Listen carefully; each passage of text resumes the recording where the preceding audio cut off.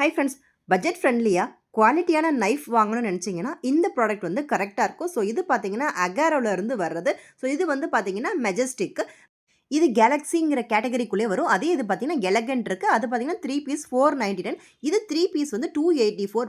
தென் பார்த்தீங்கன்னா இதில் வந்து ஒரு சின்ன கேப் மாதிரி கொடுத்துருக்காங்க. இன்கேஸ் நைஃப் கீழே விழுந்தால் சிப் ஆகாமல் இருக்கிறதுக்கு. ஸோ இதில் பார்த்தீங்கன்னா chef knife, utility knife, paring knife அப்படின்னு 3 விதமாக இருக்குது. செஃப் நைஃப் பார்த்தீங்கன்னா 8.5 மில்லிமீட்டர், பேரிங் நைஃப் பார்த்தீங்கன்னா 5 அண்ட் யூட்டிலிட்டி நைஃப் பார்த்தீங்கன்னா 3.5. ஸோ இதை வச்சு நம்ம பேப்பரை கூட நம்ம வந்து ஈஸியாகவே கட் பண்ணலாம். அந்தளவுக்கு ஷார்ப்பாக இருக்குது. நம்ம நார்மலாக இருக்கிற வெஜிடபிள்ஸ், ஃப்ரூட்ஸ் இது எல்லாமே இதில் கட் பண்ணிக்கலாம். இது எல்லாமே பார்த்தீங்கன்னா ஃபுல் ஸ்டெயின்லெஸ் ஸ்டீலில் கொடுத்துருக்காங்க. ஸோ எந்த விதமான கத்தியாக இருந்தாலும் ஃபஸ்ட்டு நம்ம தக்காளி வெட்டி பார்த்தா தெரியும். ஸோ இதில் பார்த்தீங்கன்னா அந்த பீலை கூட இது நல்லா ஸ்லைஸ் பண்ணி கொடுக்குது.